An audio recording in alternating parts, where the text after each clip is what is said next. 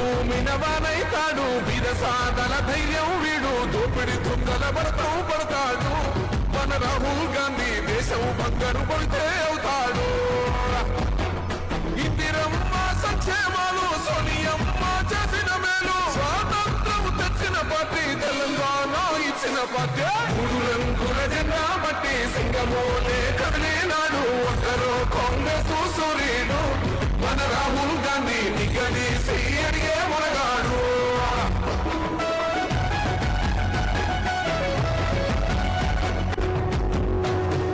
మూడు రంగుల జెండా బట్టి సింగమోలే కదిలినాడు ఒక్కరో కాంగ్రెస్ సూర్యుడు మన రాహుల్ గాంధీ నిగదీసి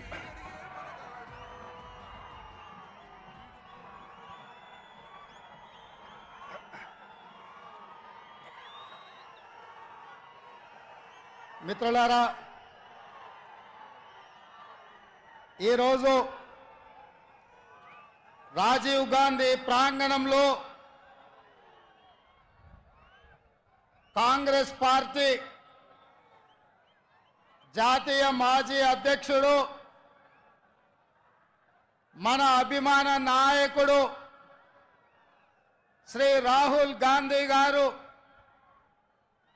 అఖిల భారత కాంగ్రెస్ పార్టీ జాతీయ ఎన్నికల మేనిఫెస్టోను ఈ తెలంగాణ గడ్డ మీద నుంచి విడుదల చేసి ఏ గడ్డ మీద నుంచి అయితే సెప్టెంబర్ 17 నాడు శ్రీమతి సోనియా గాంధీ గారు తెలంగాణకు 6 గ్యారెంటీలు ఇచ్చి ఈ తెలంగాణ రాష్ట్రంలో 3 రంగుల జెండాను రెపరెపలాడించిందో అదే గడ్డ మీద నుంచి మన అభిమాన నాయకుడు శ్రీ రాహుల్ గాంధీ గారు ఈ జాతికి 5 గ్యారెంటీలను అంకితం చేయడం ద్వారా జూన్ 4 తారీఖు నాడు రాబోయే ఎన్నికల ఫలితాలలో ఇండియా కూటమిని గెలిపించి జూన్ 9 తారీఖు నాడు ఢిల్లీలో ఎర్రకోట మీద మువ్వన్నెల జెండా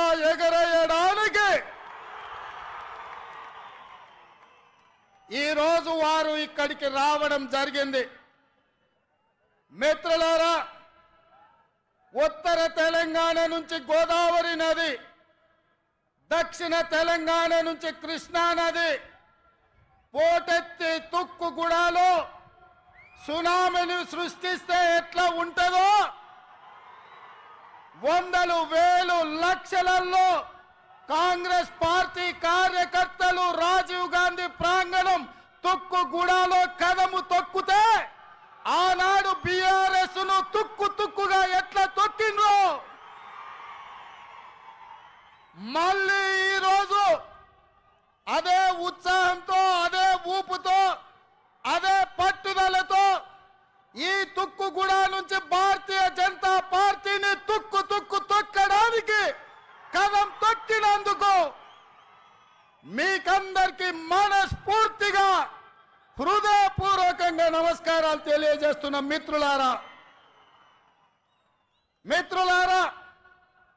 7 అంతస్తుల మేడ బలంగా ఉండాలి అంటే పునాదులు బలంగా ఉండాలి.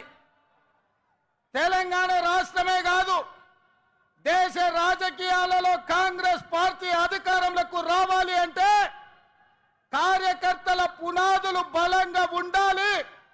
తండాలలో, గూడాలలో, మారుమూల పల్లెల్లో, పట్టణాలలో మీలాంటి లక్షలాది మంది కార్యకర్తలు కాంగ్రెస్ పార్టీ సైనికులై 100 అంతస్తుల మేడలను నిర్మించాలన్నా మీరు సైనికులుగా నిలబడి కొట్లాడినప్పుడే పార్టీ నిలబడుతుంది. ఎన్ని కష్టాలు వచ్చినా, ఎన్ని నష్టాలు వచ్చినా, ఎన్ని కేసులు పెట్టినా, ఎంతమంది జైల్లో పెట్టినా మీ రక్తాన్ని చెమటగా మార్చి మీ ఊపిరినైనా వదిలిండ్రు గాని ఈ మువ్వన్నెల జెండా వదలలేదు. మీ శ్రమతోనే, మీ కష్టంతోనే, మీ త్యాగంతోనే ఈ తెలంగాణ రాష్ట్రంలో ఇందిరమ్మ రాజ్యం ఏర్పడ్డది. ఇందిరమ్మ రాజ్యంలో సోనియమ్మ ఇచ్చిన సంక్షేమాలు 6 గ్యారెంటీలను ఇవాళ మనం అమలు చేస్తున్నాం సోదరులారా. ఇవాళ మిత్రులారా, ఈ తెలంగాణ స్ఫూర్తితో, ఈ వైబ్రెంట్ తెలంగాణ నినాదంతో జాతీయ స్థాయిలో నరేంద్ర మోడీ గారు ఏదైతే గుజరాత్ మోడల్ అంటుండో, గుజరాత్ మోడల్ మీద వైబ్రెంట్ తెలంగాణ ఆధిపత్యాన్ని చూపిస్తుంది, అభివృద్ధి పదం వైపు ఈ దేశాన్ని నడిపిస్తుందని ఈ సందర్భంగా సవినయంగా తెలియజేస్తున్న మిత్రులారా. ఇవాళ ఆలోచన చేయండి. భారతీయ జనతా పార్టీ వాళ్ళు మాకు అవకాశం ఇవ్వండి అంటారు. నేను అడుగుతున్న భారతీయ జనతా పార్టీ నాయకులను, 10 సంవత్సరాల నుంచి మీ పార్టీ, మీ నాయకుడు నరేంద్ర మోడీ గారు ఈ దేశంలో ప్రధానమంత్రిగా ఉన్నాడు. నిరుద్యోగ యువకులకు ప్రతి సంవత్సరం 2 కోట్ల ఉద్యోగాలు ఇస్తా అన్నారు. 10 ఏళ్లలో 20 కోట్ల ఉద్యోగాలు ఇవ్వాలి. మరి ఇవాళ నేను అడుగుతున్న సిగ్గులేని కిషన్ రెడ్డిని పార్లమెంటులోనే ప్రశ్న అడిగితే 7,21,000 ఉద్యోగాలు మాత్రమే ఇచ్చినామని భారత ప్రధానమంత్రి నరేంద్ర మోడీ గారు సమాధానం ఇచ్చారు. 20 కోట్ల ఉద్యోగాలు ఇస్తానే 7 లక్షల ఉద్యోగాలు ఇచ్చినందుకు ఇవాళ నరేంద్ర మోడీకి ఓటేయాలనా నేను అడుగుతున్నా. రైతుల ఆదాయాన్ని 2 చేస్తామని మాట ఇచ్చిన మీరు వేలాది లక్షలాది మంది రైతులు ఢిల్లీ సరిహద్దుల్లో రైతు వ్యతిరేక నల్ల చట్టాలను తెస్తే 16 నెలలు సైనికులాగా పోరాటం చేసి 750 మంది రైతులు అమరులైతే కనీసం ఆ రైతులను పరామర్శించలేదు, ఆ కుటుంబాలను ఆదుకోలేదు. రైతులను చంపినందుకు భారతీయ జనతా పార్టీకి ఇవాళ ఓటేయాలనా నేను అడుగుతున్నా. 2022 వరకు ప్రతి పేదవాడికి ఇల్లు ఇస్తున్న నరేంద్ర మోడీ తెలంగాణ రాష్ట్రంలో ఎన్ని ఇల్లు ఇచ్చిందో లెక్క చెప్పి మీరు ఓట్లు అడగాలని నేను ఇవాళ బీజేపీ నాయకులను అడుగుతున్నా.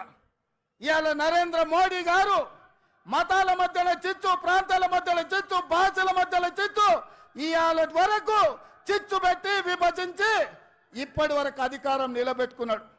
ఇక ఇప్పుడు దేశాన్నే విభజించి చిచ్చు పెట్టి 3వసారి అధికారం రావాలని కుట్ర చేస్తుండు. ఇవాళ దక్షిణ భారతదేశం, ఉత్తర భారతదేశం మధ్యలో చిచ్చు పెట్టి దేశాన్ని విభజించే పరిస్థితి నరేంద్ర మోడీ గారు తెచ్చిండ్రు. అందుకోసం ఓట్లు వేయాలనా నేను అడుగుతున్నా. అంతెందుకు మిత్రులారా, హైదరాబాద్ నగరంలో వరదలు వచ్చినాయి, లక్షలాది మంది నిరాశ్రయులైన ఆనాడు ఢిల్లీ నుంచి నరేంద్ర మోడీ నుంచి 1 పైసా అయినా సికింద్రాబాద్ ఎంపీ కిషన్ రెడ్డి తెచ్చిండా? సిగ్గులేని కిషన్ రెడ్డి మునిగిపోతే 1 పైసదేలే. ఇవాళ ఏ ముఖం పెట్టుకొని ఇవాళ ఓట్లు అడుగుతున్నామని నేను చెప్తున్నా. అందుకే మిత్రులారా, నరేంద్ర మోడీ అన్న నమో అంటే నమ్ముతే మోసం. 10 ఏళ్ళు ప్రధానమంత్రిగా ఉన్నాడు, ఇవాళ మళ్ళీ ఓటేయమంటుండు. బీజేపీకి ఓటేస్తే ఆయన మన చంద్రమండలానికి రాజైతాడా? 10 ఏళ్ళు ప్రధానమంత్రిగా ఉండి పాలమూరు రంగారెడ్డి ఎత్తిపోతల జాతీయ ప్రాజెక్ట్ ఇవ్వలే, ఐటీఐఆర్ కారిడార్ ఇవ్వలే, విశాఖ మనకు బయ్యారం ఉక్కు కర్మాగారం ఇవ్వలే, రైల్వే కోచ్ ఫ్యాక్టరీ ఇవ్వలే, గిరిజన యూనివర్సిటీ నిన్నగాక మన్నిచ్చిండు. 10 ఏళ్ళు అయింది. రాష్ట్ర పునర్విభజన చట్టంలో కాంగ్రెస్ పార్టీ ఇచ్చిన హామీలు ఏవి అమలు చేయలే. 7 మండలాలను ఆంధ్రప్రదేశ్కు తాకట్టు పెట్టిండు. అందుకే మిత్రులారా, నరేంద్ర మోడీ భారతీయ జనతా పార్టీని ఏ విధంగా అయితే బీఆర్ఎస్ను బొందబెట్టిండ్రో బీజేపీని కూడా బొందబెట్టే వరకు మనము నిద్రపోవద్దు. ఇదే పట్టుదలతోని, ఇదే పోరాట స్ఫూర్తితోని బీజేపీని ఓడించాలి. ఇక నిన్నమన్నా ఆ మధ్యలన్నీ కుక్కలు మరిగినాయి. నిన్నమన్న ఒక నక్క బయలుదేరింది, మొన్న సూర్యాపేటకు పోయింది, నిన్న కరీంనగర్ పోయింది. ఆయన అంటుండు నన్ను ఏం బిక్తారు మీరని. మొన్న మాట్లాడింది మీరు చూసి ఉంటారు, కేసీఆర్ గారు మాట్లాడింది, నా ఎంటిక కూడా బీకలేరని మాజీ ముఖ్యమంత్రిగా మాట్లాడిండు. ఇది మాజీ ముఖ్యమంత్రి మాట్లాడే భాషనేనా? భాష గురించి, భావం గురించి, ప్రజా సమస్యల గురించి మాట్లాడే చంద్రశేఖర్ రావు 10 సంవత్సరాలు ఈ తెలంగాణ రాష్ట్రంని పట్టి పీడించి వేధించి దోసుకొని దోపిడి దొంగలాక అడవి పందుల్లాక తెలంగాణ రాష్ట్రాన్ని సర్వనాశనం చేసి 10 సంవత్సరాలలో 100 సంవత్సరాల విధ్వంసం చేసినావు. ఇవాళ మమ్మల్ని ఎంటిక బీకలేరంటావా? మా కాంగ్రెస్ పార్టీ కార్యకర్తలు అనుకుంటే నీ ముడ్డి మీద డ్రాయర్ కూడా ఉండదు పీకడం మొదలు పెడితే బిడ్డ. నువ్వు అనుకుంటున్నావేమో కాలు ఇరిగిందని, లేకపోతే కట్టెపట్టుకొని నడుస్తున్నా అని, కూతురు జైలుకు పోయిందని, అధికారం కోల్పోయిందని. కొంతకాలం మేము సంయమనం పాటించినాం. ఏ మనిషికైనా కష్టం వచ్చినప్పుడు మేము మానవత్వంతో మీ గురించి మాట్లాడకుండా మర్యాద పూర్వకంగా వ్యవహరించినాం. ఇవాళ నువ్వు అనుకుంటున్నావు నువ్వు ఏది పడితే అది మాట్లాడితే చూస్తూ ఊరుకుంటామని. చూస్తూ ఊరుకునేటోడు ఎవరు లేరు. నేను పెద్దలు జానారెడ్డి గారి లాగా కాదు, నేను రేవంత్ రెడ్డిని బిడ్డ. అంగిలాగు ఊడదీసి నువ్వు మాట్లాడే లత్కోర్ లఫంగ మాటలకు చెర్లపల్లి జైల్లో చిప్పకూడు తినిపిస్తా బిడ్డ. నువ్వు అనుకుంటున్నావేమో. ఆనాడు చెప్పినా ఈనాడు చెప్తున్నా, నువ్వు పేదలకు డబుల్ బెడ్రూమ్ ఇల్లు కట్టియలే. నేను మాత్రం నీకు తప్పకుండా డబుల్ బెడ్రూమ్ ఇల్లు కట్టిస్తా చెర్లపల్లి జైల్లో. ఎందుకంటే కొడుకు కోడలు వస్తే యాడు ఉండాలి, బిడ్డ అల్లుడు వస్తే యాడు ఉండాలి. అందరు కలిసి చెర్లపల్లి జైల్లో ఉండేటట్టు మీకు డబుల్ బెడ్రూమ్ ఇల్లు కట్టించే బాధ్యత మా లక్షలాది మంది కాంగ్రెస్ పార్టీ కార్యకర్తలు తీసుకుంటారని చెప్పి నేను ఈ వేదిక మీద నుంచి చెప్పదలుచుకున్నా. అందుకే మిత్రులారా, మీరు ఆలోచన చేయండి. డిసెంబర్ 7 నాడు మనం అధికారం చేపట్టి డిసెంబర్ 9 నాడు ఆడబిడ్డల ఆర్టీసీలో ఉచిత ప్రయాణం, రాజీవ్ ఆరోగ్యశ్రీ ద్వారా ప్రతి పేదవాడికి 10 లక్షల రూపాయలు ఉచితంగా వైద్యాన్ని అందించే నిర్ణయాలు తీసుకున్నాం. ఇదే కాదు, మా మిత్రుడు పెద్దలు పట్టి విక్రమార్క గారు ఆర్థిక సమస్యలు, రాష్ట్రం సంక్షోభంలో ఉంటే, జీతభత్యాలు ఇవ్వలేని పరిస్థితిలో రాష్ట్రం ఉంటే ప్రభుత్వ ఉద్యోగులకు అదేవిధంగా పెన్షన్దారులకు 1వ తారీఖు నాడు జీతభత్యాలు ఇచ్చి రాష్ట్ర ఆర్థిక పరిస్థితిని గాడిలో పెట్టిండు. ఇదే కాదు, ఆడబిడ్డలను దృష్టిలో పెట్టుకొని కట్టెల పొయ్యితోని కన్నీళ్లతోని ఆడబిడ్డలు కష్టపడుతుంటే వాళ్ళ కన్నీళ్లు తూడవడానికి సోనియమ్మ మాట ప్రకారం 500 రూపాయలకే ఆడబిడ్డలకు సిలిండర్ ఇచ్చి ఆడబిడ్డల కష్టాలు తీర్చినాం. అదే కాదు, పేదవాళ్లకు ఇంటింటికి ఉచితంగా 200 యూనిట్ల పథకాన్ని అమలు చేసి నిరూపించినాం. ఇదే కాదు, ఇవాళ చంద్రశేఖరరావు గారిని నేను అడుగుతున్నా, ఆనాడు పల్లెల్లో, తండాలలో, గూడాలలో ఇందిరమ్మ ఇండ్లు 25 లక్షలు మేము కట్టించినాం. మా కోమటిరెడ్డి ఎంకన్నా చెప్తున్నాడు ఇందిరమ్మ ఇండ్ల గురించి నువ్వు చెప్పాలి. మిత్రులారా, నేను ఇవాళ అడుగుతున్నా, 10 ఏళ్లలో సన్నాసి కట్టించిన, సోయిలేని ప్రభుత్వం కట్టించిన డబుల్ బెడ్రూమ్ ఇండ్లు ఎన్ని ఉన్నాయి? ఇవాళ మనం 4.5 లక్షల ఇందిరమ్మ ఇండ్లు 22,500 కోట్లతో ఖమ్మం జిల్లాలో మిత్రుడు పొంగులేటి శ్రీనివాసరెడ్డి ఆ శాఖలో మనం పనులు ప్రారంభించుకున్నాం. లక్షలాది ఇందిరమ్మ ఇండ్లు కట్టించే బాధ్యత మాది. నేను అందుకే ఇవాళ సవాలు విసురుతున్న చంద్రశేఖరరావుకు, డబుల్ బెడ్రూమ్ ఇండ్లు కట్టించిన ఊర్లలో నువ్వు ఓట్లాడుగు, ఇందిరమ్మ ఇండ్లు ఉన్న ఊర్లలో మేము ఓట్లు అడుగుతాం, మీకు డిపాజిట్లు వస్తే చూసుకుందామని చెప్పి నేను సవాలు విసురుతున్నా. అందుకే మిత్రులారా, ఇవాళ ఈ రాష్ట్రంలో జరగబోయే ఎన్నికలు నేను ఒక్క మాట ఈ వేదిక మీద నుంచి సూటిగా నరేంద్ర మోడీ, కల్వకుంట్ల చంద్రశేఖరరావుకు విసిరదలుచుకున్నా. నేను, నా మిత్రులు, నా సహచర మంత్రివర్గం 100 రోజుల్లో మా పరిపాలన మీ ముందల పెట్టినాం, మా పాలసీలు మేము అమలు చేసినాం. ఇవాళ నేను అడుగుతున్న మిత్రులారా, 100 రోజుల్లో మేము మంచి పాలన ఇస్తే, సంక్షేమ పథకాలు అమలు చేస్తే, 6 గ్యారంటీలు అమలు చేయడానికి చిత్తశుద్ధితో ప్రయత్నం చేస్తే తెలంగాణ రాష్ట్రంలో మమ్మల్ని 14 సీట్లలో గెలిపించండి. ఒకవేళ మా పాలన సరిగ్గా లేకపోతే మాకు ఓటు ఇవ్వాలనో లేదో మీరు ఆలోచన చేయండి. మేము ఈరోజు నిజాయితీగా కడుపు కట్టుకొని కష్టపడి రోజుకు 18 గంటలు నిరంతరం కష్టపడి ఇవాళ 6 గ్యారెంటీలను అమలు చేసి ఇవాళ మీ ముందుకు వచ్చినాం. అందుకే తెలంగాణ సమాజానికి మేము భవిష్యత్తులో మంచి పాలన అందించాలి. ఢిల్లీ నుంచి నిధులు తెచ్చుకోవాలి, ఢిల్లీ నుంచి అనుమతులు తెచ్చుకోవాలి అంటే తెలంగాణ నుంచి 14 ఎంపీలు మాకు కావాలి. ఇవాళ రాహుల్ గాంధీ గారిని ఈ దేశానికి ప్రధానమంత్రిని చేయాలి అంటే తెలంగాణ రాష్ట్రం ఇచ్చిన సోనియమ్మ బిడ్డ. కన్యాకుమారి నుంచి కశ్మీర్ వరకు 4000 కిలోమీటర్లు మండు టెండల్లో మంచు కొండల్లో తెలంగాణలో కూడా 22 రోజులు పాదయాత్ర చేసిండు. ఈ దేశంలో ఏ నాయకుడైనా పేదల కోసం, దళితుల కోసం, గిరిజనుల కోసం, మహిళల కోసం, మైనార్టీల కోసం, యువకుల కోసం 4000 కిలోమీటర్లు ఎవరైనా పాదయాత్ర చేసిండ్రా? మన నాయకుడు రాహుల్ గాంధీ గారు మండు టెండల్లో మంచు కొండల్లో కన్యాకుమారి నుంచి కశ్మీర్ వరకు పాదయాత్ర చేసి పేద ప్రజలకు అండగా నిలబడ్డాడు. ఇదే కాదు, మణిపూర్ నుంచి ముంబై వరకు 6700 కిలోమీటర్లు మొత్తం 25 రాష్ట్రాలలో ప్రజల కోసం ప్రాణ త్యాగం చేయడానికి సిద్ధమై పాదయాత్ర చేశాడు. మరి అలాంటి నాయకుడి దేశానికి ప్రధానమంత్రి కావాలన్నా? హెలికాప్టర్లో తిరుక్కుంటూ విదేశీ పర్యటనలు చేసుకుంటూ గంటకు డ్రెస్సులు మార్చుకుంటూ చెప్పిన అబద్ధం చెప్పకుండా జనాలను వంచిస్తున్న నరేంద్ర మోడీ ఈ దేశానికి ప్రధానమంత్రి కావాలన్నా? ఈ దేశంలో ఉన్న యువకులారా మీరు ఆలోచన చెయ్యండి. ఎందుకంటే పదే మోడీ గారు అంటున్నారు परिवार है कांग्रेस। भैया राहुल भैया, मैं एक बात साफ मैं कहना चाहता हूं, आने वाले चुनाव नहीं है, ये लड़ाई है। ये लड़ाई 2 परिवारों के बीच का लड़ाई है। एक परिवार नरेंद्र मोदी परिवार, दूसरे परिवार गांधी परिवार। नरेंद्र मोदी जी के परिवार में ईवीएम है, ईडी है, इनकम टैक्स है, सीबीआई है।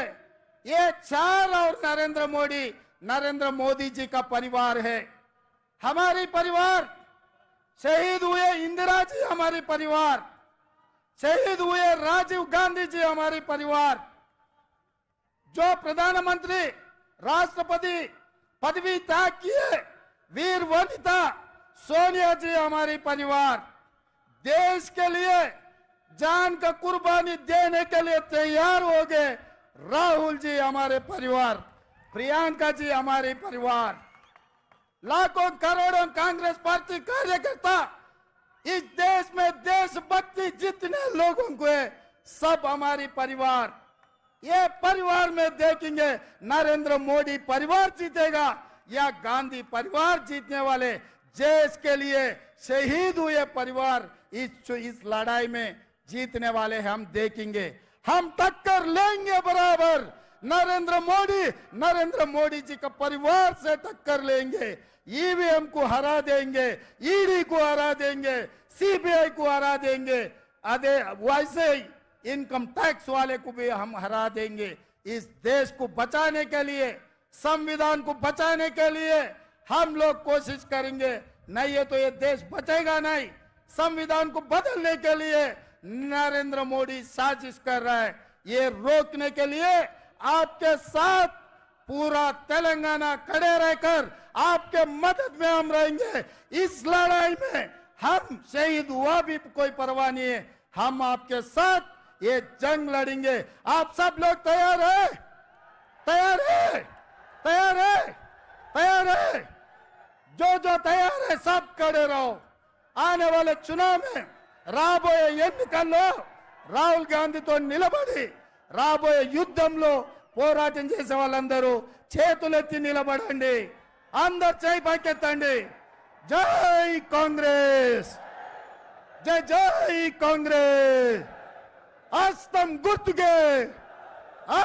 గుర్తుకే తెలంగాణ నుంచి 14 మంది ఎంపీలను గెలిపేయడానికి సిద్ధమా?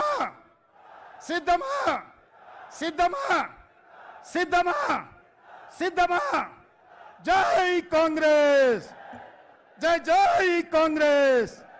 ధన్యవాదాలు మిత్రులారా. అందరు జాగ్రత్తగా వెళ్ళండి, జాగ్రత్తగా చూసుకొని వెళ్ళండి. పాట పెట్టండి అట్లే.